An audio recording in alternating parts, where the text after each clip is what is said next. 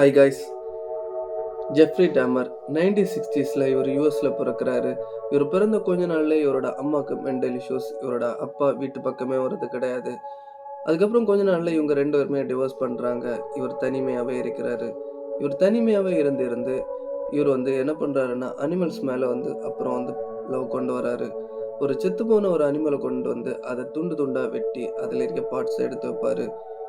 அப்படி 11 வயசுல அவர் ஸ்கூல் படிக்கும்போது ஸ்கூல்ல இருந்து ஒரு பிக் எடுத்துட்டு அதை வீட்டில் போய் கொன்று துண்டு துண்டா எடுத்து அதில் இருக்க பீஸ் உள்ள எல்லாமே எடுத்து பார்த்து அதை பத்திரமா எடுத்து வீட்டுக்குள்ளாடி வைக்கிறாரு. 1978 இவர் ஃபர்ஸ்ட் கொலை பண்றாரு இவரோட 18 வயசுல. இப்போ என்ன பண்ணுவாருன்னா இவருக்கு ஃப்ரெண்ட்ஸ் வேணும், இவர் கூட எல்லாருமே பழகணும்னு சொல்லிட்டு நான் இவராகவே வாலண்டியரா போய் அவங்கள்ட்ட பேசி அவங்கள வீட்டுக்கு கூட்டிட்டு வருவாரு. வீட்டுக்கு கூட்டிட்டு வந்த அப்புறம் அந்த ஜூஸில் மயக்க மருந்தை கலந்துருவார்.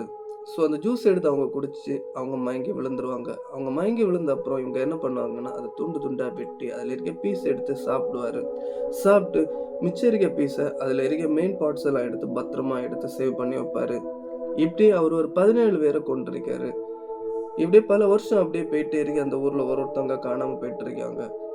அதுக்கப்புறம் ஒன் டே இவர் வீட்டில் கூட்டிட்டு போன ஒருத்தன் இவர்கிட்ட தப்பிச்சு வெளியே ஓடி வரான்.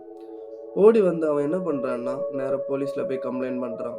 போலீஸில் போய் கம்ப்ளைண்ட் பண்ணோன்னா போலீஸ் நேராக இவனோட வீட்டுக்கு போகிறாங்க. வீட்டுக்கு போய் பார்க்குறம்போது தான் பெரிய அதிர்ச்சி. ஸோ அதுக்கப்புறம் இவரை போலீஸ் அரெஸ்ட் பண்ணுறாங்க. அரெஸ்ட் பண்ணி கோர்ட்டில் கொண்டு போகிறாங்க. கோர்ட்டில் கொண்டு போன அப்புறம் இவர் செய்த கொலையெல்லாம் ஒத்துக்கிறாரு.